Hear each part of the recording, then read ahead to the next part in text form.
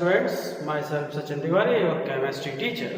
तो बच्चों, जो 11th स्टैंडर्ड में स्ट्रक्चर ऑफ एटम के लिए नेक्स्ट वीडियो है। लास्ट वीडियो में आपने देखा shape of D, subcells, D orbitals, फिर इलेक्ट्रॉनिक कॉन्फ़िगरेशन सीखने के लिए अब हमने कुछ छोटे मोटे नियम पढ़े थे जिनका बहुत ज़्यादा कंसेप्ट यूज होता है और वो रूल आपको ऑलरेडी क्लियर है, पाउलीज लॉ, हर्ट्ज लॉ, जिनको आज भी डिस्कस करेंगे।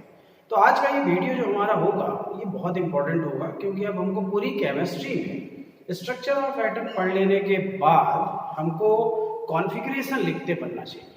कॉन्फ़िगरेशन बहुत ऐसे एलिमेंट्स हैं जो बहुत लेंदी हैं, लेकिन हमको जो ज़रूरत है 11th में, 12th में, नीट या IIT में जिनकी ज़रूरत है उनको सीखना है। बाकी अगर आपको एक बार नहीं भी बनता तो बहुत बड़ा लॉस नहीं है, लेकिन जो कंपलसरी है, जो सिलेबस इंक्लूडेड है और जो ज़्यादा यूज़फुल है उनको तो सीखना पड़ेगा। तो इलेक्ट्रॉनिक कॉन्फ़िगरेशन ये बहुत बड़ा कंसेप्ट होता है और इसमें आपको कंसेप्ट, मेमोरी और प्रैक्टिस, ये तीन चीज़ों की ज़रूरत पड़ती है। अगर आप कंसेप्चुअली स्ट्रॉन्ग हैं, मेमोरी अच्छी है और आप प्रैक्टिस में बार बार उस चीज़ को ला रहे हैं, यूज़ कर रहे हैं, तो आपको एक रनिंग में ऑर्डर याद हो जाता है और फिर बहुत दिक्कत नहीं आती है। बेसिक चीज़ें आपको मालूम है कि S subshell, P subshell, D subshell और F सबसेल है और उनमें इलेक्ट्रॉन की जो कैपेसिटी है, S में मैक्सिमम 2, P में मैक्सिमम 6 और D में आप 10 इलेक्ट्रॉन भर सकते हो और F में आप 14 इलेक्ट्रॉन की कैपेसिटी जानते हैं। तो इलेक्ट्रॉनिक कॉन्फ़िगरेशन के लिए हम अब एक तरफ से रूल्स पढ़ते हैं और उसको कोशिश करते हैं कि इसी वीडियो में पूरा परफेक्शन आए आपको। तो इलेक्ट्रॉनिक कॉन्फ़िगरेशन का पहला कंसेप्ट हमको देता है अबाउ प्रिंसिपल, जिसके बारे में लास्ट में मैंने थोड़ा डिस्कस किया था। अबाउ प्रिंसिपल एक जर्मन वर्ड से है। अबाउ एक जर्मन वर्ड है जिसका अर्थ आपने सुना है टू बिल्डिंग अप, यानी लेयर्स का फॉर्मेशन करना, यानी lower level, higher level and highest level की तरफ जाना। तो बच्चों, आपको क्या होता है कि आपको ये मालूम है कि सेल्स हैं। सेल जो मॉडर्न पीरियोडिक टेबल है उसमें 7 पीरियड है, यानी कुछ भी हो कॉन्फ़िगरेशन में हम 7 सेल का यूज तो करेंगे, ये तो तय है। फिर आपको कुछ पीरियोडिक टेबल की बेसिक बातें मालूम है कि या जो S ब्लॉक के एलिमेंट्स हैं वो 1 to 7 पीरियड में है ना। P ब्लॉक के जो है वो 6 पीरियड तक आ रहे हैं, या आपको D ब्लॉक में मालूम होना चाहिए कि यार 4th पीरियड से शुरू होते हैं और 4D, 5D, 3D, 4D, 5D और 6D सीरीजेस है। इसी तरह ब्लॉक में 2 सीरीजेस होती हैं। ये सब बेसिक चीज़ें हैं जो आपको मालूम है। तो अबाउ प्रिंसिपल क्या बताता है आपको कि भाई सीधा कंसेप्ट ये है कि अबाउ एक जर्मन वर्ड है जो हमको ये समझाता है कि when the electrons are arranged in the different subcell, then these are filled in increasing order of energy. Means that if the quota of any subcell is fulfilled, then the next higher energy subcell is filled up by the electron. अब इसमें तय बात है, आपने energy का जो formula सीखा है और हमने उस चीज़ पे ध्यान दिया कि जनरल इक्वेशन जो है -13.6 upon n square electron volt hydrogen atom के लिए लें। तो आपके दिमाग में तो ये है कि भाई जो एनर्जी है वो तो सिर्फ n पे डिपेंड करती है, यानी प्रिंसिपल क्वांटम नंबर पे डिपेंड करती है। तो हम अगर 3s ले लें, 3p ले लें तो दोनों का प्रिंसिपल क्वांटम नंबर सेम है, तो एनर्जी भी सेम होगी। तो यहाँ पर भी एक नियम काम आएगा जिसको n+l रूल कहते हुए ट्रिक है जो कि हम फॉलो करेंगे। तो सबसे पहले प्रिंसिपल क्वांटम नंबर का कंसेप्ट छोड़ के आप अभी अबाउ प्रिंसिपल पे ध्यान लगाइए। और अबाउ क्या बराबर का वर्ड का मीनिंग क्या है अपन के लिए, हम सबको में जब लिखेंगे तो बोलेंगे when the electrons are filled in the different subcell, then these are arranged in increasing order of energy of the subcell. Hence, if the maximum quota of any subcell is fulfilled, then the next higher energy subcell is filled up by electron as so on. तो यही process continue करनी पड़ेगी। तो अब इसमें question उठता है कि कौन सा सबसेल की एनर्जी ज़्यादा है और कौन से सबसेल की एनर्जी कम है। तो इसके लिए एक हम लाइन डायग्राम यूज़ करते हैं बच्चों, और ये लाइन डायग्राम थोड़ा सा आपको ध्यान देना पड़ेगा कि अगर मैं कहूँ फर्स्ट सेल से 7 सेल मैंने ड्रॉ की है तो फर्स्ट सेल में 1s सब सेल होती है, आपको क्लियर है। 2 में 2s और 2p होती है, 2d होता नहीं है क्योंकि n और l बराबर नहीं होता, ये आपको मालूम है। थर्ड सेल में जब आते हो तो आप 3s 3p 3d लेते हो, लेकिन 3f नहीं लेते हो। क्यों? क्योंकि भाई n और l इक्वल नहीं होता। इसी तरह आप 4 नंबर में जाते हो तो 4s 4p 4d 4f सब ले लेते हो। 5 में भी आप 5s 5p 5d 5f लेते हो। 6 में आप 6s 6p 6d लेते हो। आपने 6f नहीं लिया। हाइपोथेटिकली आप यूज कर सकते हो, लेकिन प्रैक्टिकली जो मॉडर्न पीरियोडिक टेबल में एलिमेंट्स है वो हम जानते हैं 4f और 5f सीरीज में ही है। यानी अपन जबरदस्ती की सीरीज क्रिएट नहीं करेंगे, ये भी एक प्रिकॉशन ध्यान रखना है। तो इसी तरह से 7 में 7s 7p है, 7d नहीं लिखा, 7s 7p है और फिर इसी के हिसाब से आगे बढ़ना है। यहाँ पर थोड़ा सा सुधार है, यहाँ 6d है, 7d नहीं लिखा। क्यों नहीं लिखा बच्चों? बोलोगे यार डी में 4 ही तो सीरीज होती है, 3d series 4d series 5d series और 6d सीरीज, इसलिए मैंने वो लिखा नहीं है। तो जो नहीं है उसको आप हाइपोथेटिकली क्रिएट नहीं करोगे, ये पहले ध्यान रखो। फिर जब आप इस तरह से रैंडमली लिख लोगे, एक ऑर्डर बन गया, तो आप बोलोगे इनमें इलेक्ट्रॉन भरने का ऑर्डर क्या होगा। तो स्वाभाविक बात है, जब कॉन्फ़िगरेशन लिखोगे आप तो बार बार ये बोर्ड तो बनाओगे नहीं, ये लाइन डायग्राम तो पहले बनाओगे नहीं कि एक कॉन्फ़िगरेशन लिखना है तो आप पूरा एक बोर्ड ड्रॉ करोगे और फिर बोलोगे हाँ अब मैं ऑर्डर जान गया हूँ, ऐसे तो काम चलेगा नहीं। हाँ, तो ये इनिशियल स्टेज के लिए जरूरी है कि भाई हाँ आपको समझ में आ जाए, लेकिन धीरे धीरे प्रैक्टिस में आ जाएगा और आपको याद हो जाएगा। तो जब इलेक्ट्रॉन बढ़ते हैं तो 1s से हम चलते हैं और सबसे पहले 1s में इलेक्ट्रॉन बढ़ते हैं। मैक्सिमम कैपेसिटी बच्चों की कितनी होती है? 2। जब 1s भर जाता है तो फिर हम फिर रिटर्न जाते हैं और फिर अब आते हैं किसमें? 2s में, इसमें भी मैक्सिमम 2। यानी सबसे पहले मैंने इलेक्ट्रॉन भरा 1s में मैक्सिमम 2, फिर 2s में मैक्सिमम 2, ठीक है। फिर इसके बाद फिर ये आए और फिर वापस गए ऊपर से, फिर नीचे आएंगे तो पहला कौन सा मिल रहा है? 2p। 2p में कितने? 6। 2p के बाद कौन आ रहा है बच्चों? 3s। 3s में कितने? 2। फिर ये हम फिर वापस जाएंगे और फिर लौट के आएंगे तो पहला कौन मिलेगा? 3p। 3p में मैक्सिमम कितने? 6। फिर 3p के बाद फिर वापस आएंगे तो 4s मिलेगा। 4s में बच्चों कितने? 2। बहुत सरल। फिर वापस जाएंगे और फिर वापस आएंगे तो पहला हमको मिलेगा कौन? इसके बाद 3d में मैक्सिमम 10। 3d के बाद हमको अब कौन मिल रहा है? 4p। 4p में मैक्सिमम 6। फिर कौन मिल रहा है? 5s। तो 5s में मैक्सिमम कितने बच्चों? 2। फिर वापस ऊपर जाएंगे और फिर नीचे आएंगे तो पहले कौन टकराएगा? 4d। 4d में कितने बच्चों? 10। 4d के बाद कौन? 5p। 5p में कितने बच्चों? 6। फिर 5p के बाद कौन है? 6s। 6s में कितने? 2। फिर सिमिलरली फिर हम ऊपर जाएंगे और फिर रिटर्न नीचे की ओर आएंगे तो पहला आएगा 4f। 4f में कितने? 14। क्लियर? 4f के बाद कौन आया है? 5d। तो अब 5d में कितने? 10। 5d के बाद कौन आ रहा है? 6p। 6p में कितने बच्चों? 6। फिर 6p के बाद देखिए कौन आ रहा है? 7s। तो 7s में आप कितने भर दोगे आप? 2। ये मैक्सिमम कैपेसिटी है। फिर उसके बाद फिर आप नीचे से ऊपर जाओगे और फिर आओगे नीचे की तरफ। अब आप बोलोगे अब टकराया कौन? 5f में 14। फिर कौन आएगा?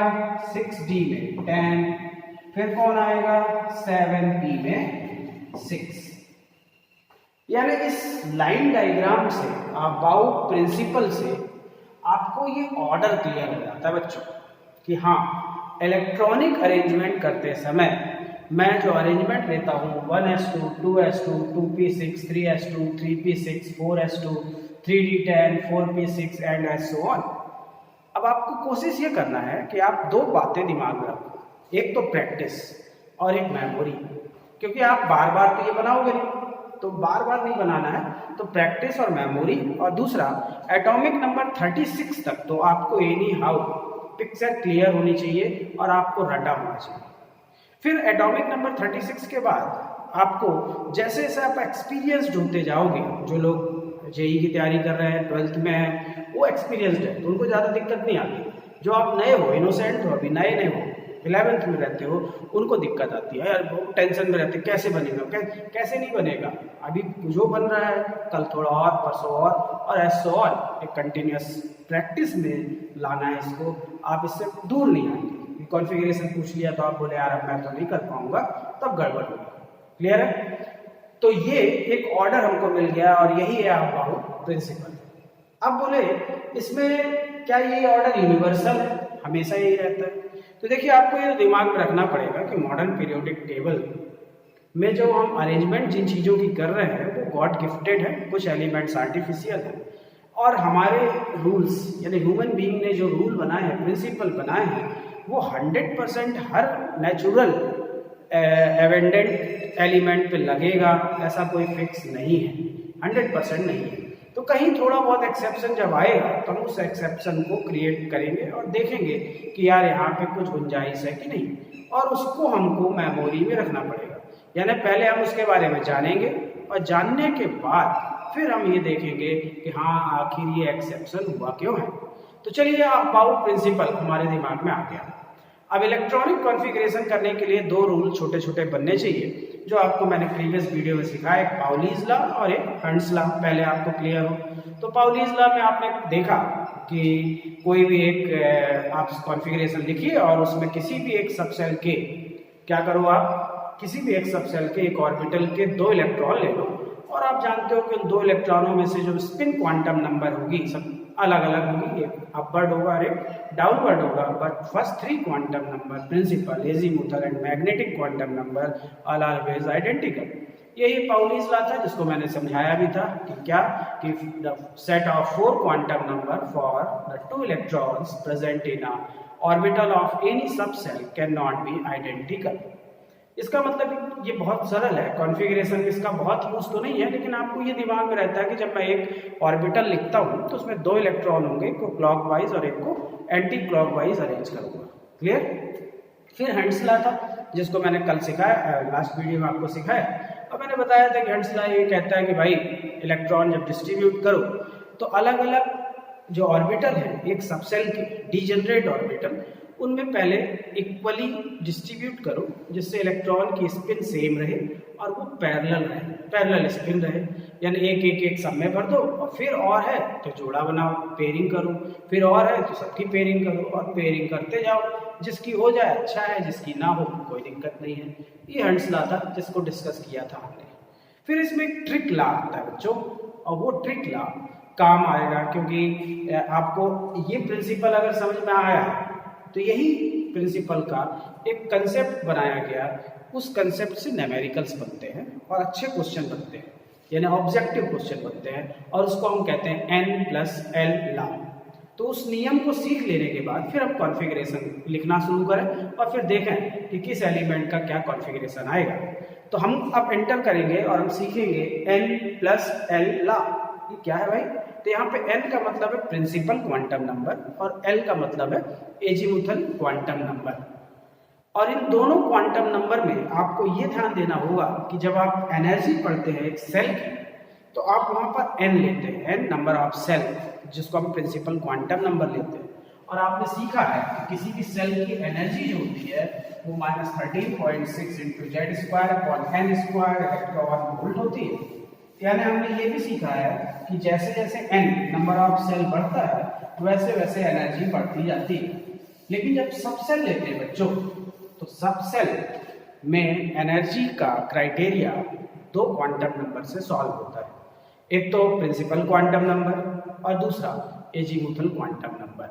अब ये 2 क्वांटम नंबर के आधार पे हम क्या पढ़ाई करते हैं और क्या सीखते हैं उस पर कंसंट्रेट होना पड़ेगा आपको। तो ध्यान लगाएंगे अब हम N+L लॉ सीखेंगे, इसका बड़ा महत्व है बच्चों। N+L लॉ ये एक ट्रिक कि जब आप फंस जाते हो कॉन्फ़िगरेशन लिखते समय, 2 या 3 4 सब सेल में आप कंफ्यूज हो रहे हो कि किस में इलेक्ट्रॉन पहले जाएगा किस में बाद में जाएगा, या आपको ऑर्डर रटा नहीं है, ऑब्जेक्टिव क्वेश्चन या ऑर्डर रटा नहीं है, तब फिर आप क्या करते हो, इस रूल को लगा लेते हो। क्योंकि आप बार बार स्केचिंग तो करोगे नहीं आप बाउ प्रिंसिपल का, और बार बार स्केच करके बनाओ और फिर पता करो अच्छा ये ऑर्डर था, या तो आपको याद हो परफेक्ट या तो आपको ट्रिक पता हो। तो ध्यान से सुनिएगा। इस n+l रूल के दो कंसेप्ट। कंसेप्ट नंबर 1, पहला कंसेप्ट कहता है कि अगर आपके पास बहुत सारी सबसेल हो, 2 और मोर देन 2 सबसेल हो, तो उन सबसेल में जब इलेक्ट्रॉन भरा जाता है तो उस सबसेल में पहले इलेक्ट्रॉन भरा जाएगा जिसकी एनर्जी कम हो। ये तो क्लियर है। तो यहाँ पर ये नियम कहता है कि उस सबसेल में पहले भरा जाएगा जिसकी एनर्जी कम हो, मीन्स उसके n+l की वैल्यू कम हो, यानी सबसेल की एनर्जी का ऑर्डर n+l से निकल रहा है। मीन्स क्या समझे आप कि when the electrons are arranged in the different subcells, then these are always arranged in increasing order of energy, means the subcell which have lower energy or have lower value of n+l is filled up first. अगर मेरे पास बहुत सारी subshell है और उनमें मुझे electron भरना है तो मैं हमेशा उनकी इंक्रीजिंग ऑर्डर ऑफ एनर्जी में भरूंगा, यानी पहले जो सबसे कम एनर्जी वाला सबसेल्स है उसमें इलेक्ट्रॉन भरूंगा, यानी जिसका n+l की वैल्यू सबसे कम है उसकी एनर्जी सबसे कम होगी। यानी lower the value of n+l lower the energy of the particular subshell. Clear? यानी अगर बहुत सारी सबसेल है तो मैं सबका n+l निकाल लूंगा और जिसका n+l कम होगा उसमें पहले भर दूंगा। जैसे मैं अगर बोलूं आपको रैंडमली कि मैंने लिख दिया 4s 3p 5d और यहाँ पे लिख दिया, तो मैं आपसे पूछूं भाई इन तीनों में से पहले किसमें भरेगा?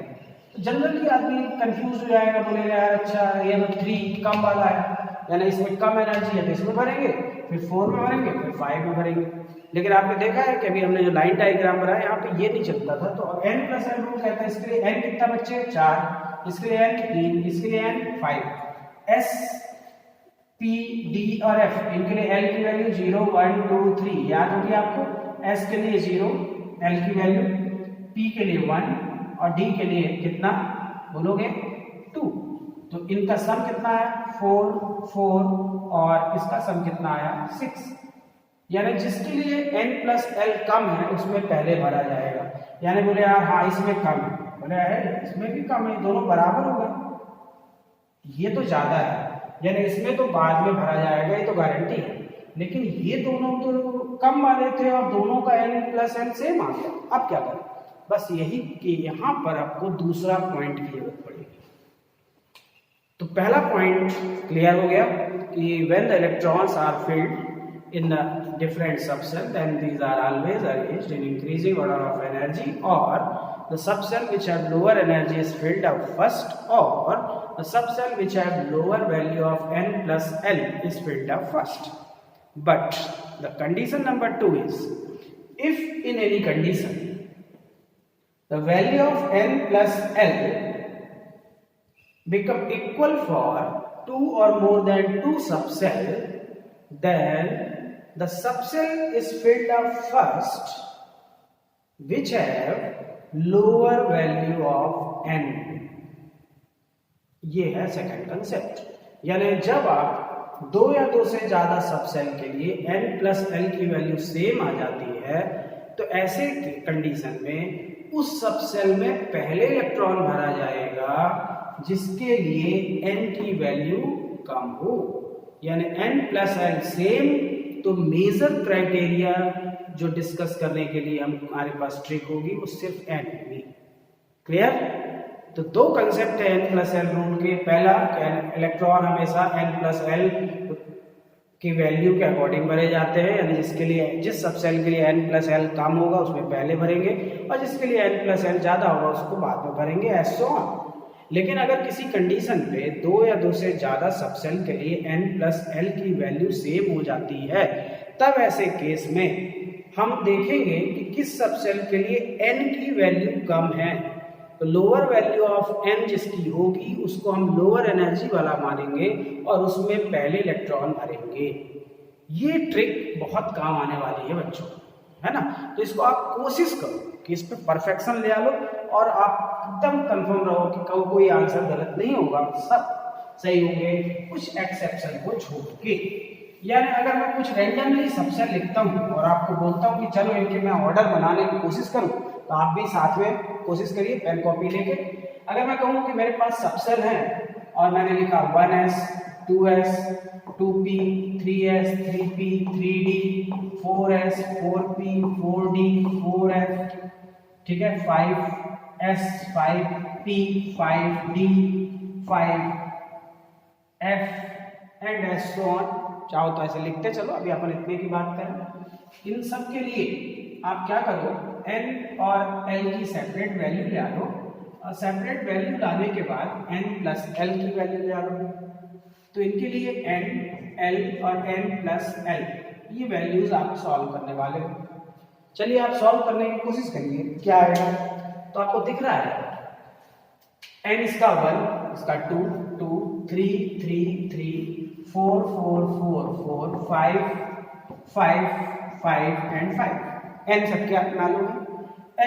l के लिए हमारे पास ऑप्शन है कि s सबसेल होगा तो l की वैल्यू हमेशा कितनी लेते हो आप, 0, p के लिए 1, d के लिए 2 और f के लिए 3। तो s0 s0 p1 s0 p1 d2 f के लिए 3 p के लिए 1 d2 f3 s0 p1 d2 f के लिए 3। इनका सम करने पे अब आपको वैल्यू मिलेगी क्या, इसका 1 2 3 3 4 5 7, इसकी वैल्यू मिलेगी आपको 5, इसकी वैल्यू मिलेगी 6 7 5 6 7 8। ये कुछ सबसेल के लिए n प्लस n निकालो। अब इसको रूल लगाइए, हमको इन इतने ही सबसेल में कॉन्फ़िगरेशन लिखना है। मान लीजिए रूल नंबर 1, उस सबसेल में पहले इलेक्ट्रॉन भरेगा जिसका n प्लस l की वैल्यू लोएस्ट। सबसे कम n प्लस l किसका है, 1s का, यानी 1s में सबसे पहले इलेक्ट्रॉन भरेगा, मैक्सिमम कितना भरेगा 2, तो 1s2। उसके बाद 1 से ज्यादा कौन है, 2, तो अगला इलेक्ट्रॉन कहाँ जाएगा, 2s में 2s2। ये खत्म, ये खत्म। अब ये 3 और ये 3, ये 2 में 3 है, 2 में 3 है तो फंस गए। बोलेंगे आप उसमें पहले भरेंगे जिसके लिए n कम हो, यानी अगला 2p6। फिर अगला 3 वाला कौन होगा, 3s2। बोले अब 4 वाले देखो, ये n4 है, ठीक है। अभी इतने में से कोई और n4 नहीं है, आगे जब होंगे तो हम देखेंगे। इसके बाद क्या, 4 नंबर कौन है, 3p में कितने भरोगे, 6। 5 देखो, ये 5 है, 5 है। इन 3 5 में से कौन सा 5 पहले आएगा बच्चों, बोले जिसके लिए n कम हो। इन 3 5 में से सबसे कम n किसका है, 3 का, तो इसमें के बाद कौन आएगा, 3d 10। अगला 5 कौन है बच्चों, अगला 5 देखिए आप, अगला आएगा 4p। 4p में कितने लोग हैं, देखो आप 4p 6, फिर 5s2। दिख रहा है, बहुत सरल है। अब सिमिलरली 6, ये 6 है, ये 6 है, ये दो 6 में से पहले किसको भरोगे बच्चों, 4d को, और 4d में कितने 10। फिर किसको भरोगे, 5p में मैक्सिमम 6। फिर 7 वाले, ये 7, ये 7, ये 3 7 है बच्चों। इन 3 7 में से सबसे कम n किसका होगा, तो 4f 14। इसके बाद अगला 7, ठीक है, यहाँ पे बच्चों गड़बड़ हो गया है, यहाँ 3d है ना, यहाँ पे आएगा 4s, यहाँ पे 0 होगा, ठीक है, यहाँ पे 4 होगा, तो आप थोड़ा सा चेंज कर लेना। ये 4 4 है, तो यहाँ पे 3d के बाद ये 4s2, ठीक है। और फिर उसके बाद 5s 5 में जब आओगे आप तो पहले आएगा कौन, 5 5 5। तो आप देख रहे हो इनमें से पहले 5 कौन आया, 3d, ठीक है। और उसके बाद फिर आप उसी हिसाब से पूरी वैल्यू लिखते चले जाओगे और बहुत इजीली आप कॉन्फ़िगरेशन बना पाओगे। तो आप कोशिश करिए कि कोशिश ये रहे कि ये ट्रिक हमको ऑब्जेक्टिव करने के काम में आए, क्योंकि सब्जेक्टिव में तो आपको ऑलरेडी प्रैक्टिस और आपकी मेमोरी काम आएगी, क्योंकि आप कॉन्फ़िगरेशन लिखने के लिए ये बोर्ड क्रिएट थोड़ी करोगे कि आपको एक छोटा सा कॉन्फ़िगरेशन लिखना है तो आप बोले मैं n+l रूल जानता हूँ, ट्रिक जानता हूँ। ये ट्रिक ऑब्जेक्टिव के लिए। ऑब्जेक्टिव कैसे कि मैंने आपको कहा कि 7p 4f 5d 6p। अब ये चार ऑप्शन है, मैं पूछता हूं in which subshell electron is filled up last. Question है in which subshell electron is filled up last, not first. Last यानी पहले उसमें भरता है इसका n+l कम हो, तो बाद में उसमें भरेगा जिसका n+l ज्यादा हो।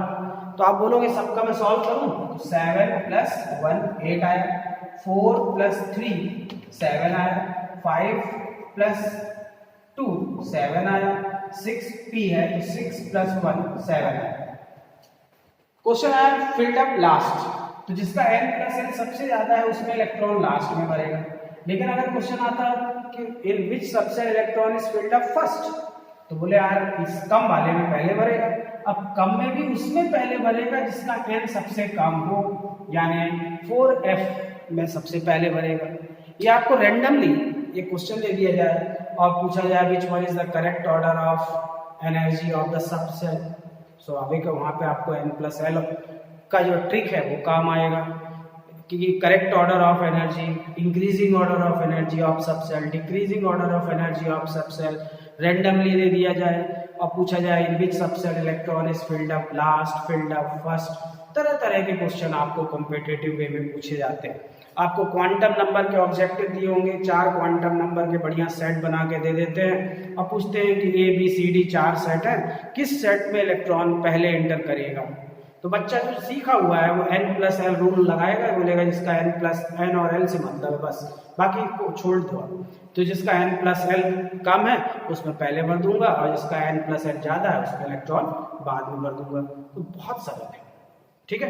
अब अगर हम ये रूल सीख पाए हैं और ये रूल का थोड़ा सा बेस हमारे दिमाग में है तो हम इनका यूज करके कुछ कॉन्फ़िगरेशन लिखने की प्रैक्टिस करते हैं और फिर देखते हैं कि क्या ये हमारी प्रैक्टिस में आता है कि नहीं। तो बच्चे पहले लेवल में जो इनिशियल लेवल होता है उसमें किसी भी बच्चे को जरूरी है कि पहले तो 20 एटॉमिक नंबर तक का कॉन्फ़िगरेशन रनिंग में आए और वो बने। फिर उसके बाद 21 से डी ब्लॉक शुरू हो जाता है, तो वहाँ पे कुछ दिक्कत आती है, कुछ चेंजेस आ जाते हैं। क्या चेंजेस आते हैं, कैसे आते हैं, वो मैं बात बताता हूँ। पहले आप एटॉमिक नंबर 20 तक के एलिमेंट्स की बात करें। जैसे एटॉमिक नंबर 1 हाइड्रोजन, तो 1 यानी 1s1 क्योंकि एक ही इलेक्ट्रॉन है। एटॉमिक नंबर 2 हीलियम का होता है तो 2 इलेक्ट्रॉन, तो 1s2। एटॉमिक नंबर 3 लिथियम, तो 1s2। फिर अगला बच्चे क्या होता था 2s, तो उसमें मैक्सिमम अब 2 होते हैं लेकिन आपके पास इलेक्ट्रॉन तो 3 ही है, तो 2 इसमें भर दिया, 1 इसमें। बेरिलियम एटॉमिक नंबर 4 1s2, फिर क्या आएगा 2s2। क्यों? क्योंकि 4 ही इलेक्ट्रॉन है, 1s में 2 भर गए, बच गए 2, वो 2s में भर गए। चलिए बोरॉन अगला है, बोरॉन का एटॉमिक नंबर 5, तो 1s2 2s2 और 2p में मैक्सिमम कितने होते हैं 6, लेकिन हमारे पास तो सिर्फ 5 है, तो हम बोले 2 2 4 इसमें हो गए, तो इसमें सिर्फ कितना बचेगा 1। बच्चे जो हमने हुंस लॉ पढ़ा था वो हुंस लॉ इन एलिमेंट्स में एप्लीकेबल नहीं है। क्यों? हमने कल लास्ट वीडियो में बात की थी कि Hund's law is applicable only for the elements और the subshell which contain degenerate orbital. Degenerate orbital का मतलब ऐसे ऑर्बिटल जिनकी एनर्जी इक्वल हो in presence of magnetic field. तो इक्वल हो तो एटलीस्ट 2 ऑर्बिटल तो हो, तुलना तो कर पाए। बोले एस में तो कोई डीजेनरेट होता ही नहीं, तो एस में सिर्फ एस में भरा है, तो यहाँ तो हुंस लॉ लगेगा नहीं। यहाँ पी में एस तो है लेकिन साथ में पी भी आ गया है, तो यहाँ लग सकता है, लेकिन नहीं, यहाँ भी नहीं लगेगा। क्यों? क्योंकि पी में एक ही इलेक्ट्रॉन है, ऑर्बिटल तो 3 है लेकिन इलेक्ट्रॉन 1 है, तो आप एक ही ऑर्बिटल को कंसीडर करोगे, यानी अभी भी तुलना नहीं कर पा रहे हो। यानी हिम्स लॉ जो आप कहते हो ना कि इलेक्ट्रॉन की पेयरिंग होगी कि अनपेयरिंग होगी, कैसे होगा, सिंगल होगा, पैरेलल होगा, वो यहाँ से दिक्कत शुरू होती है। क्योंकि 2p1 के बाद जब बच्चा कार्बन 6 का करता है तो 1s2 2s2 2p2 होता है, तब वो देखता है कि यार मेरे पास p है, एक इलेक्ट्रॉन, ये बोरॉन था। अब कार्बन आया तो बच्चे ने कहा चलो मेरा मन है मैं ऐसे लगा दूं, बोला नहीं यार चलो मेरा मन है मैं इसको ऐसे लगा दूं, या बोले नहीं मेरा मन है ऐसे लगा दूं, बोले वही तो दिक्कत है, मेरा मन है ये रूल नहीं लगता। इसलिए यहाँ पर एक नए नियम की जरूरत पड़ गई कि मेरा मन है नहीं, हंट्स लॉ कहता है कि अब इलेक्ट्रॉन आपके पास कंपेरेबल हो गए हैं, इसलिए आप ऐसे भरो कि सेम स्पिन वाले अनपेयर्ड इलेक्ट्रॉन मैक्सिमम नंबर में मिलें।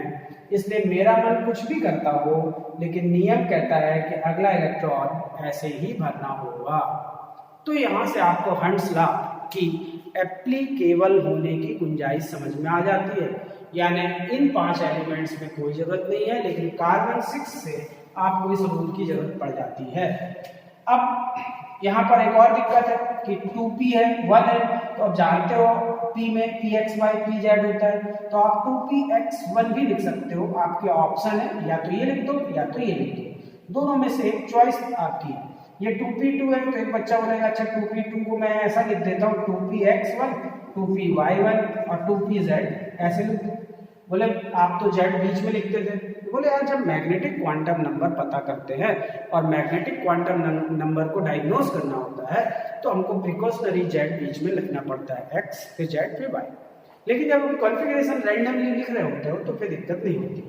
अब आप नाइट्रोजन 7 का लिखते हो तो 1s2 2s2 2p3, या बच्चा लिखेगा 1s2 2s2, वो 2p3 नहीं पसंद कर रहा है तो 2px1 2py1 2pz1 इस तरह लिख देगा। ये बच्चे की चॉइस है और साथ में टीचर की भी चॉइस है। सिमिलरली अब मैं बोलूँ कि ऑक्सीजन 8 लिखो तो आप बोलोगे 1s2 2s2 2p3 की जगह 2p4, या किसी स्टूडेंट को अच्छा नहीं लग रहा है तो बोलेगा 2p4 की जगह मैं लिख देता हूँ 2px 2py और 2pz। 4 इलेक्ट्रॉन तो 1 2 3 और 4, यानी यहाँ पे 2 आ जाएंगे तो इसको मैं लिख दूंगा 2px2 2py1 2pz। इसके बाद फ्लोरीन 9 तो 1s2 2s2 2p5। अब किसी को 2p5 पसंद नहीं है तो लिखेगा 2px2 2py2 2pz1। फिर एक आएगा इसके बाद हीलियम के आर्गन 1s2 और सॉरी हीलियम 10 नियॉन, ठीक है। तो अब आप क्या बोलोगे, बोलोगे 1s2 2s2 2p6। अब ऐसा करने के बाद आपकी इच्छा है कि आप 2p6 लिखना चाहो तो 2p6 लिख दो, और 2p6 नहीं लिखना चाहते हो तो ये आपकी चॉइस है कि आप 2px2 y2 और z2 लिख दो।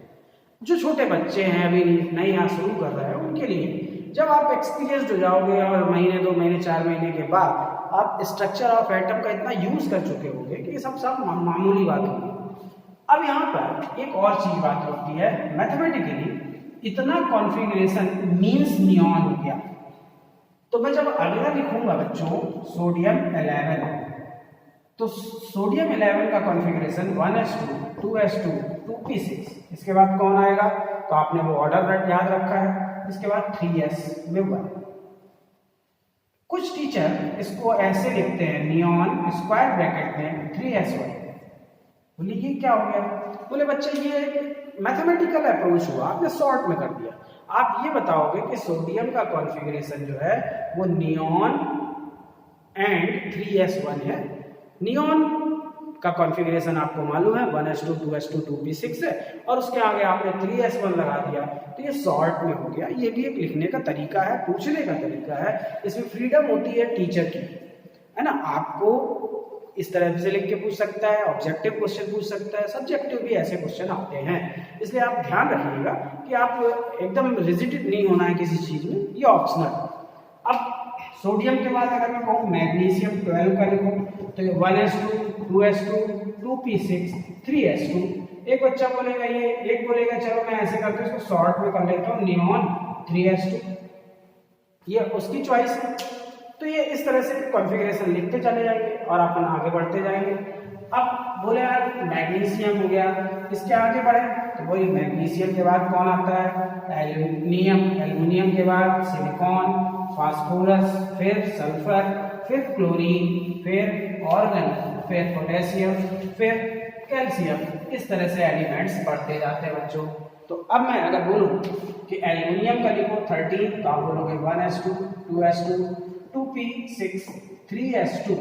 इसके बाद क्या आता है बच्चों, क्योंकि 12 तो हो गया, 13th भरना है मेरे को, तो बोले 3s के बाद आता था 3p, तो यहाँ पे 3p1।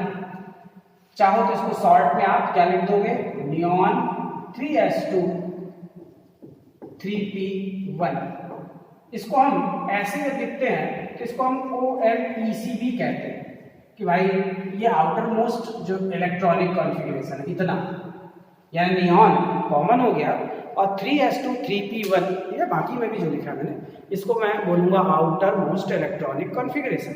यानी पूरा कॉन्फ़िगरेशन ना लिख के सिर्फ बाहर वाली सेल का कॉन्फ़िगरेशन लिख दिया जाए तो उसको कहा जाता है outer most electronic configuration. Short में जो आगे और डिस्कस करेंगे अपन, silicon 14 1s2 2s2 2p6 3s2 3p2, phosphorus 15 s1, ये 3p3 हो जाएगा बच्चों। सल्फर 16 पूरा s हो जाएगा, ये 3p4 हो जाएगा। क्लोरीन 17 ये 3p5 हो जाएगा। और organ 18 1s2 2s2 2p6 3s2 3p6, ये ऑर्गन 18 का कॉन्फ़िगरेशन आ जाएगा। बस ऐसे ही आप आगे बढ़ते चले जाओगे। इसी तरह से अगर कोई बोले भाई पोटेशियम 19 का बताओ, बोले 1s2 2s2 2p6 3s2 3p6 के बाद बच्चे क्या आता है 4s। मेरे पास बच्चे कितने 18 और एक बचा तो 19। इसको मैं फिर वही इतने को क्या कहता हूँ, ऑर्गन। तो इसको मैं AR ऑर्गन 4s1 शॉर्ट में ऐसे भी लिख सकता हूँ, है ना। कैल्शियम 20 का 1s2 2s2 2p6 3s2 3p6 4s2, इसको फिर वही ऑर्गन और शॉर्ट में 4s2 लिख सकता हूँ। इसी तरह से आप बड़े एलिमेंट्स का कॉन्फ़िगरेशन भी लिख सकते हैं और एक ऑर्डर बना सकते हैं। तो इसमें आपको मेरी जो सलाह वो ये है कि बहुत सारा पढ़ने से नहीं, बहुत सारा लिखने से, प्रैक्टिस से ये बात बनेगी। आप जितना इसमें राइटिंग करेंगे, जितना आप इसमें प्रैक्टिस में इन्वॉल्व होंगे, उतना आपसे ये बनेगा बस, और इसका कोई मंत्र नहीं है। ट्रिक्स वगैरह ऑब्जेक्टिव के लिए होती हैं, सब्जेक्टिव क्वेश्चन करने के लिए लॉजिक होती है, लेकिन किसी चीज़ को राइट करने के लिए, कॉन्फ़िगरेशन लिखने के लिए आपको प्रैक्टिस की ज़रूरत होगी। तब आप जितना प्रैक्टिस में रहोगे आपको उतनी जल्दी ऑर्डर दिमाग में आता जाएगा कि ये है, इसके बाद ये है, इसके बाद ये है। लेकिन इस कॉन्फ़िगरेशन में कुछ दिक्कतें भी हैं। जो दिक्कत है वो एक्सेप्शनल कॉन्फ़िगरेशन कहलाता है। वैसे तो पीरियोडिक टेबल में बहुत सारे एलिमेंट्स हैं जो एक्सेप्शनल हैं। बोले यार ये एक्सेप्शनल का मतलब ये रूल ही फॉलो नहीं करते क्या? बोले नहीं, ऐसा नहीं है। हमने एक आउटलाइन ड्रॉ की है रूल के अकॉर्डिंग। कुछ एलिमेंट्स ऐसे होते हैं जो कहीं थोड़ा सा उस आउटलाइन को फॉलो नहीं करते। पूरा ऐसा नहीं होता कि कॉन्फ़िगरेशन ही फेल हो जाता है, कहीं पे कुछ 19-20 हल्का फुल्का फर्क पड़ता है, तो उनको हम एक्सेप्शनल मानते हैं। ये फर्क क्यों पड़ता है? बोले ये फर्क उनकी नेचुरल एविडेंस है, उनकी नेचुरल फिजिकल प्रॉपर्टी है, उसके कारण पड़ता है। क्योंकि हम जो एक रूल बनाते हैं वो कॉमन रूल बनाते हैं, और जो कॉमन रूल है वो कॉमन एलिमेंट पे लगेगा, और हमारी पीरियोडिक टेबल के एलिमेंट्स कॉमन है ही नहीं, वो अलग अलग कैटेगरी में है। S block, P block, D block, F block, फिर एस ब्लॉक में भी alkali metal, alkaline earth metal, P block में भी 6 अलग अलग फैमिली, हर फैमिली का अलग कैरेक्टर। फिर डी ब्लॉक में तो भगवान ही मालिक है, हर पीरियड 3 पीरियड 4 सीरीज की हर एक वर्टिकली ग्रुप में कैरेक्टर वाइज डिफरेंसेस और एफ ब्लॉक में बहुत ही दिक्कत है। तो होता क्या है कि कॉन्फ़िगरेशन जो हम रूल पढ़ते हैं वो हमारी एक आउटलाइन फिगर हमको दे देती है और फिर हमको कुछ जगहों पे प्रिकॉशनरी ये ध्यान रखना पड़ता है कि यहाँ पे हाँ अब दिक्कत आ रही है, तो वो हम चीज़ ध्यान रखेंगे। तो उसके लिए ज़रूरत होती है कुछ कंसेप्ट की। तो अब बच्चों हमको सीखना है कि हम डी ब्लॉक, स्पेशली अगर मैं डी में बात करूं तो पहली सीरीज पे ही मैं पहले आपको जोर दूंगा और उसी पे आपको कंसंट्रेट करना होगा कि भाई मेरे को ये बताइए कि जो डी ब्लॉक की कॉन्फ़िगरेशन लिखते हैं तो उसमें कुछ चेंजेस आते हैं क्या, कैसे चेंजेस आ जाते हैं, क्या एक्सेप्शन हो जाता है, क्या हल्का फुल्का हम चेंजेस लाएं कि हमको ईजिली समझ में आए। तो इसको अब हम ध्यान लगा के सीखेंगे कि configuration of elements of d block specially first series known as 3D series कैसे लिखते हैं और उसको क्या तरीका होता है, यही चीज़ देखना है। तो इसमें अब कि भाई डी ब्लॉक में हम कैसे कॉन्फ़िगरेशन लिखें, तो पहले आप ये जानो कि जब आप पीरियोडिक टेबल सीखोगे, पीरियोडिक प्रॉपर्टीज, तो वहाँ पे अलग अलग डिफिनीशन आएगी। लेकिन अगर हम बात करें डी ब्लॉक एलिमेंट्स को कैसे डिफाइन करें, तो हम ये बोलते हैं कि elements of the periodic table in which the valency electron in means last electron, the last electron is enter in n-1 penultimate shell are termed as elements of d block. बोले यार यही तो गड़बड़ हो गया। एस ब्लॉक में क्या होता है बच्चों कि ये न्यूक्लियस है, ये सबसे बाहर की सेल है, जो भी नया इलेक्ट्रॉन होगा वो बाहर की सेल में एंटर करेगा, outermost shell. P block में भी वो आउटर मोस्ट में एंटर करता है, लेकिन जब डी ब्लॉक की बात करते हैं बच्चों तो वो ये आउटर मोस्ट में एंटर नहीं करता, आउटर मोस्ट के एक अंदर वाली सेल में एंटर करता है। एन, अगर ये आउटर मोस्ट एन है तो अंदर वाला n-1 होगा और उसको हम कहते हैं पेनल्टीमेट सेल। तो जब ये आउटर मोस्ट सेल की जगह पेनल्टीमेट सेल में एंटर करता है पहले, तो आप याद करिए क्या पढ़ा है आपने कि इलेक्ट्रॉन जिसमें पहले एंटर करता है उसकी एनर्जी क्या होती है, कम, और जो बाद में एंटर जिसमें करता है उसकी एनर्जी ज़्यादा। यानी जो डी ब्लॉक है यहाँ पे थोड़ा सा दो सबसेल की एनर्जी में चेंजेस आ जाते हैं, वो प्रिकॉशन आपको रखना है। फिर इसके अलावा इलेक्ट्रॉन के नंबर का भी कोई फर्क पड़ता है, यानी दो एक्सेप्शंस होते हैं। तो पहले तो आपको मैंने ये कहा कि elements of the periodic table in which the valency electron is enter in the outermost n-1 d subshell और the penultimate subshell are considered as the elements of d block. तो पहले तो आपको ये मालूम होना चाहिए कि न्यूक्लियस है जो सबसे बाहर सेल है वो nth सेल है, फिर n-1 सेल है, n-2 सेल है एंड सो ऑन। जो सबसे बाहर है उसको बच्चों हम कहते हैं आउटर मोस्ट सेल, उसके अंदर वाली सेल को हम बोलते हैं पेनल्टीमेट सेल, और उससे भी अंदर जो होता है उसको हम कहते हैं एंटी नहीं, ठीक है, एंटी पेनल्टीमेट सेल। तो ये पहले तो आपको लैंग्वेज बननी चाहिए। एस ब्लॉक और पी ब्लॉक में इलेक्ट्रॉन आउटर मोस्ट सेल में एंटर करते हैं, डी ब्लॉक में पेनल्टीमेट n-1 डी में एंटर करते हैं, लेकिन एफ ब्लॉक जिसकी बात हम अभी नहीं करेंगे, उसकी बात हम पीरियोडिक टेबल में करेंगे, वहां पे इलेक्ट्रॉन n-2 में एंटर करता है, एंटी पेनल्टीमेट सेल में। तो अभी तो हम कॉन्फ़िगरेशन पढ़ रहे हैं और वो सिर्फ डी ब्लॉक की बात कर रहे हैं, और डी ब्लॉक में भी पहली लाइन पे अगर ध्यान लगा लें तो फिर बाकी बातें बाद में होती रहेंगी। तो आप ये ध्यान रखो कि आप जितना इंटर करोगे एक्सटेंड होता जाएगा, मैदान बढ़ता जाएगा, नई नई बातें आती जाएंगी। तो चलिए अब मैं डी ब्लॉक में अगर बात करूं कि पहली सीरीज में और पहली सीरीज के एलिमेंट्स पे चर्चा करूंगा। तो बच्चों डी ब्लॉक में कुल 4 सीरीजेस हैं और 4 सीरीजेस में 3 सीरीजेस वैल्यूएबल होती हैं, 3D 4D 5D सीरीज। उसमें से जो फर्स्ट सीरीज होती है वो 95% क्वेश्चन कैरी करती है, जिसको हम 3D सीरीज कहते हैं। ये स्कैंडियम से शुरू होती है और जिंक तक चलती है। 10 एलिमेंट्स का एक ग्रुप है। अगली सीरीज एट्रियम से शुरू होती है और वो जाके कैडमियम तक जाती है, ये भी 10 की सीरीज है ना। फिर लैंथेनम से शुरू होती है, पूरा 10-10 का एक ग्रुप है। अभी हम क्लासिफिकेशन नहीं पढ़ रहे हैं, हम सिर्फ कॉन्फ़िगरेशन पढ़ेंगे।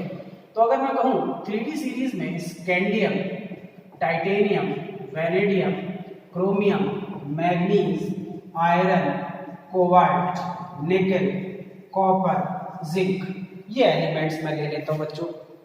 और मैं पहले scandium 21, titanium 22, vanadium 23, chromium 24, manganese 25, iron 26, cobalt 27, निकल 28, कॉपर 29 एंड जिंक इज 30।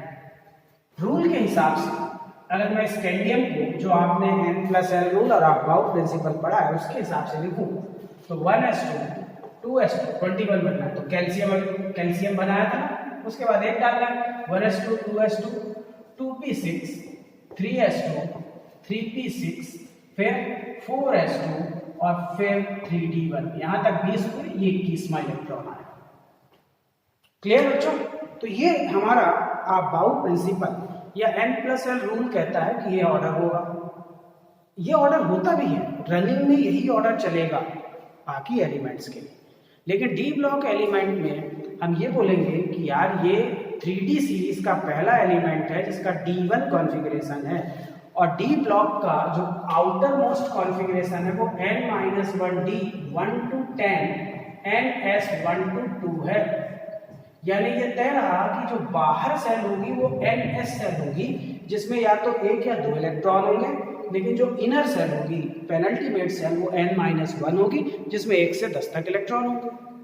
यानी ये गारंटी हो गई कि हमको, अगर हम ये कॉन्फ़िगरेशन को रूल लेके चलते हैं तो यहाँ पे गड़बड़ हो जाएगा, ये रूल लेके चलते हैं तो ये कॉन्फ़िगरेशन पूरा गड़बड़ नहीं हो रहा है, सिर्फ यहाँ पे थोड़ा सा चेंज आ रहा है। तो यू हैव टू कंसीडर, आपको ये मानना पड़ेगा और इसको फॉलो करना पड़ेगा कि भाई मैं इसको थोड़ा सा चेंज करूंगा और 3D को पेनल्टीमेट हो जाएगा और 4s आउटर मोस्ट हो जाएगा। ये चेंज आता है और यही रनिंग में आपको ध्यान रखना है। यानी जो कॉन्फ़िगरेशन आएगा वो यहाँ पर चेंज हो जाएगा, ये 3D1 और ये 4s2। बस इतना छोटा सा रूल बच्चों, कुछ भी करके आप दिमाग में बैठाइए। टाइटेनियम का बोले सब कुछ S ऑन 3D, D में कितने आते हैं 10, तो 1 है तो 2 हो जाएगा 4s2। वेनेडियम का बोले कॉपी पेस्ट 3D3 4s2। अच्छा, क्रोमियम का dash dash dash 3D4 4s2। बोले मजा आ गया, बोले ऐसे बनता जा रहा है। बोले अभी रुक जाइए, बोले एक और एक्सेप्शन है। बोले 2 तरह के एक्सेप्शन, एक तो सेल का, पेनल्टीमेट सेल और आउटर मोस्ट सेल का, दूसरा एक लॉजिक है half filled subshell, full field subshell. ये क्या है? बोले यार आप सबसेल जानते हो ना, एस सबसेल। एस सबसेल में कितने इलेक्ट्रॉन मैक्सिमम होते हैं? 2। तो जब S2 होगा तो पूरा भरा फुल फिल्ड, S1 होगा तो हाफ फिल्ड। P में सबसेल में कितने इलेक्ट्रॉन होते हैं? 6। तो जब P6 होगा तो फुल फिल्ड। जब P में आधा होगा तो 6 का आधा 3, तो P3 होगा तो हाफ फिल्ड। तो बोले बाकी क्या होगा? बोले P1 P2 P5 P6 4, ये क्या है? बोले पार्शियल फील्ड। जो आधा है हाफ फील्ड, जो पूरा है फुल फील्ड, जो बीच का है वो पार्शियल फील्ड। डी में D5 half field, D10 full field, rest of partial field. F में F7 half field, F14 full field, rest of partial field. इसका मतलब हुआ कि जो फुल फील्ड होते हैं वो मोस्ट स्टेबल होते हैं। क्यों? क्योंकि सभी इलेक्ट्रॉन आपस में पेयरिंग स्टेट में होते हैं और सभी अपने मैक्सिमम रिपल्सिव इंटरेक्शन और मोस्ट सिमेट्रिकल स्ट्रक्चर के कारण मिनिमम एनर्जी कंटेनिंग स्टेट में होते हैं और मोस्ट स्टेबल होते हैं, जिसको हम आगे एक्सप्लेन करेंगे। सिमिलरली हाफ फील्ड में भी यही होता है, उसमें सिमेट्री भी होती है, आधा भरा है तो सभी एक जैसे इलेक्ट्रॉन, सभी सेम स्पिन वाले हैं, पैरेलल स्पिन वाले हैं। और एक्सचेंज एनर्जी का भी कुछ कंसेप्ट है जो कि मैं आगे एक्सप्लेन करूंगा। अभी अपन एज्यूम करें और माने कि हाँ ऐसा होता है, पहले पिक्चर बनाओ और फिर उसमें लॉजिक ढूंढो। पहले तो आप दिमाग में बैठाओ होता क्या है, ये तो पहले तो क्लियर हो जाए। क्लियर? तो ध्यान रहेगा, यहाँ पर ये होना चाहिए पर ये होता नहीं है बच्चों। ये 3D4 की जगह ये हाफ फिल्ड हो जाता है और ये 3D4 की जगह 3D5 4S1 हो जाता है, यानी D में 4 की जगह 5 आ जाता है। ये क्रोमियम में एक्सेप्शनल कंडीशन है, ये आपको ध्यान रखना। मैग्नीज में S1 कोई दिक्कत नहीं है, 3D5 4S2। आयरन में S1 3D6 4S2। कोबाल्ट में सब कुछ ऐसा सच लिखोगे 3D7 4S2, बाकी मैं नहीं लिख रहा हूँ, आउटर मोस्ट लिख रहा हूँ बस। इसमें 3D8 4S2। कॉपर में बोले 3D9 4S2। बोले ये भी मजा आ गया, बोले बस फिर रुक जाओ, बोले D में 9 है तो अगर मैं 10 कर दूं तो मजा नहीं आ जाएगा यार, फुलफिल्ड हो जाएगा। बोले हाँ बात तो है, तो मैं नहीं करूँगा, ये नेचर खुद करता है। एलिमेंट में ये खुद अपने आप है कि कॉपर में 3D9 होता है तो वो पार्शियल फिल्ड होता है, लेकिन अगर 3D10 हो गया तो मोस्ट स्टेबल फुलफिल्ड होगा, इसलिए ये भी एक्सेप्शन होता है बच्चों। और ये 3D9 की जगह 3D10 4S1 हो जाता है। कुछ भी करके इसको दिमाग में बैठा लो। और zinc SO on 3D10 4S2। तो मेरी तो सलाह ये है कि कुछ भी हो, पहले तो आपको ये बातें, तो मैं सभी के लिए बोलूँ कि हर बच्चा, कितना भी आप कॉम्पिटिटिव हो, साइंटिफिक हो, या फिर आप बेसिक स्कूल बस की तैयारी कर रहे हो, आपको पहले नॉलेजफुल होना पड़ेगा, आपको ज्ञान लेना पड़ेगा, जानकारी लेनी पड़ेगी। जब वो जानकारी आपको हो तब फिर आप उसमें लॉजिक एंड वाई की तलाश करोगे। अगर आप पहले से वाई करोगे, हम नहीं मानेंगे, क्यों हो गया, आपके ना मानने से क्या होता है, मत मानो। तो पहले आप मान लो ऐसा होता है, जो कॉन्फ़िगरेशन है वो सही है, रूल 100% करेक्ट है। कुछ एलिमेंट्स में कुछ थोड़ी सी कंडीशन फॉलो नहीं होती, it is a accident, natural accident. आप उस एलिमेंट को सेपरेट करके उसको मेमोराइज कर लो और फिर लॉजिक ढूंढो कि अच्छा इस पर्टिकुलर केस में ऐसा क्यों हुआ है, तो वो आपको समझ में आएगा और कंस्ट्रक्टिवली आप पूरी केमिस्ट्री समझ पाओगे। तो कुछ भी करके 3D सीरीज में स्कैंडियम आप देखोगे स्कैंडियम 2 जिंक एलिमेंट है, ये इनका OMeC है। ये OMeC है ना, आउटर मोस्ट इलेक्ट्रॉनिक कॉन्फ़िगरेशन। अगर आप ये रटे रखते हो तो आपको मान के चलो कि 11th और 12th में 3-4 ऑब्जेक्टिव क्वेश्चन नीट वगैरह के तो ऐसे सिर्फ एक कॉन्फ़िगरेशन याद होने से बन जाता है, सिर्फ आउटर मोस्ट। पूरा तो कॉमन बात है, वो पूरा तो याद करना नहीं है। तो scandium 3D1 4S2, titanium 3D2 4S2, ठीक है, vanadium 3D3 4S2, chromium 3D4 4S2 होना चाहिए, लेकिन half filled is more stable, इसलिए 3D4 4S2 की जगह 3D5 4S1 हो जाता है। Manganese 3D5 4S2 regular rule follow करता है। आयरन 3D6 4S2 ये भी रेगुलर रूल फॉलो करता है।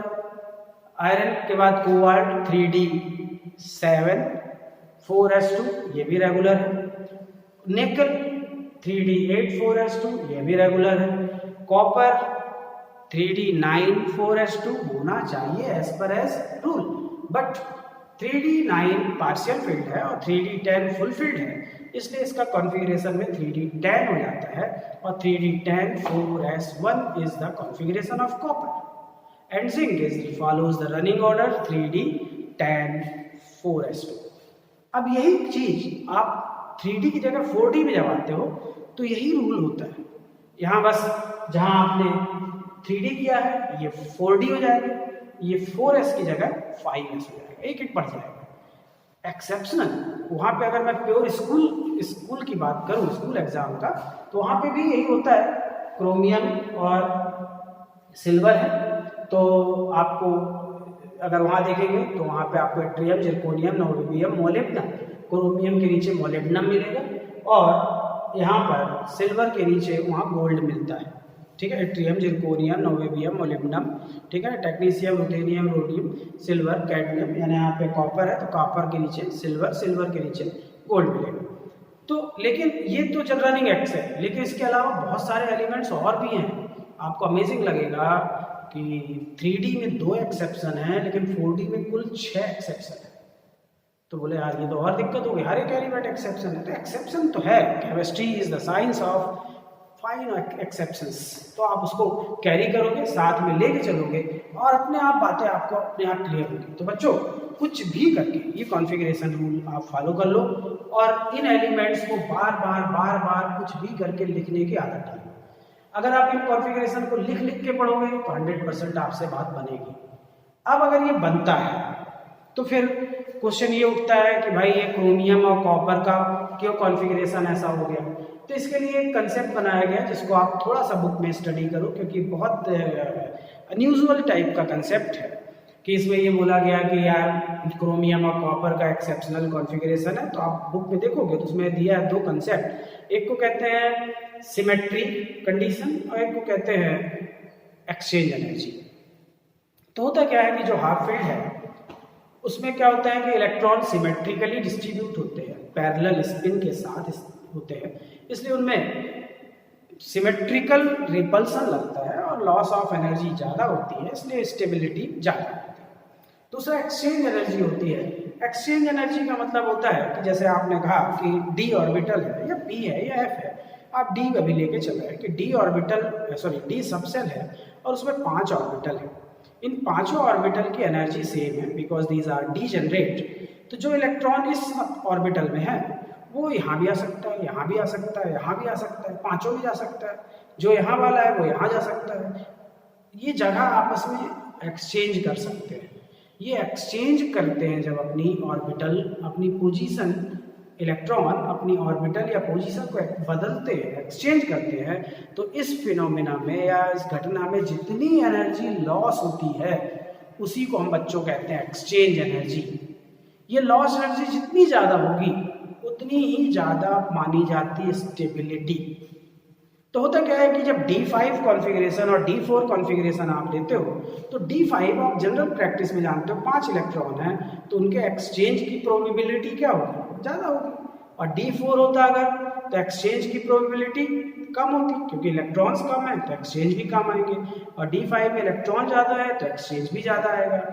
तो ये 2 कंसेप्ट आपकी बुक में दिए हुए हैं कि अगर एक्सचेंज एनर्जी ज़्यादा है तो स्टेबिलिटी ज़्यादा है, इसलिए D5 मोस्ट ज़्यादा स्टेबल है।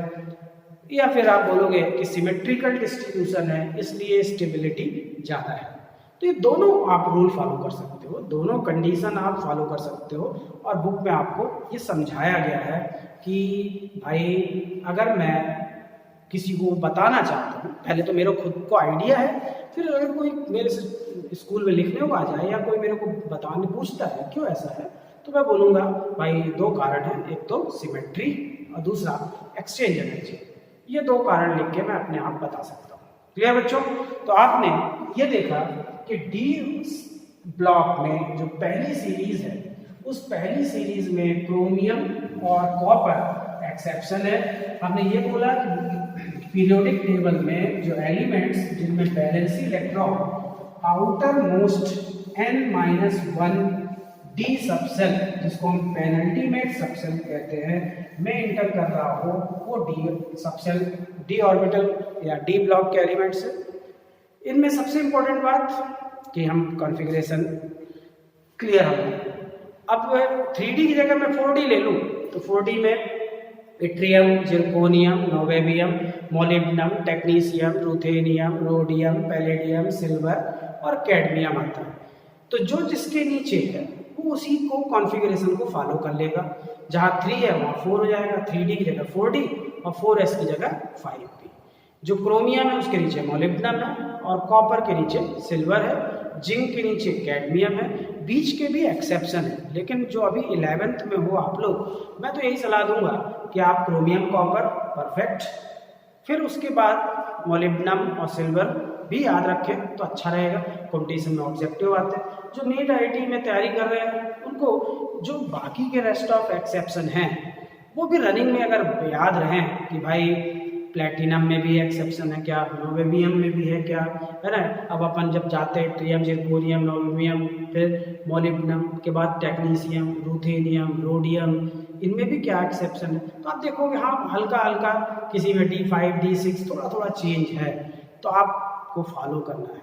बच्चों कोशिश करिए कि इलेक्ट्रॉनिक कॉन्फ़िगरेशन को आप कुछ भी करके परफेक्शन लाइए। इसमें कहीं कोई कंप्रोमाइज का सोचिए ही मत कि यार थोड़ा कम बनता है काम चल जाएगा। काम इसमें 100% है तो ही चलेगा, या काम या तो 100% होगा या नहीं होगा। क्लियर? तो कुछ भी करके आप लिख लिख के पढ़िए, लिख लिख के पढ़िए, और जितने ज़्यादा आप कॉन्फ़िगरेशन लिखेंगे आपको उतने ज़्यादा बनेंगे। लिखने के बाद कॉपी में चेक करिए, बुक से चेक करिए कि हाँ मेरा कहाँ गलत हुआ है, कई बार प्रैक्टिस में लाइए, डी ब्लॉक को याद करिए, बहुत सरल है। आगे अब हम पढ़ेंगे इसके बाद जो नेक्स्ट हमारी क्लास होगी उसमें कि ये कॉन्फ़िगरेशन बनने के बाद हम मैग्नेटिक मूवमेंट जो है वो क्या है, कैसे लाते हैं, है ना। मैग्नेटिक मूवमेंट कैसे आता है, स्पिन कैसे क्या है, मैग्नेटिक प्रॉपर्टी कैसे डिटरमाइन होती है किसी एलिमेंट की, और एक्सेप्शनल बिहेवियर्स क्या होते हैं, प्रोबेबिलिटी डिस्ट्रीब्यूशन कर्व क्या होता है, ये सब नेक्स्ट वीडियो में हम देखेंगे। तो आज के लिए इतना ही। Thanks a lot, thank you, thanks a lot.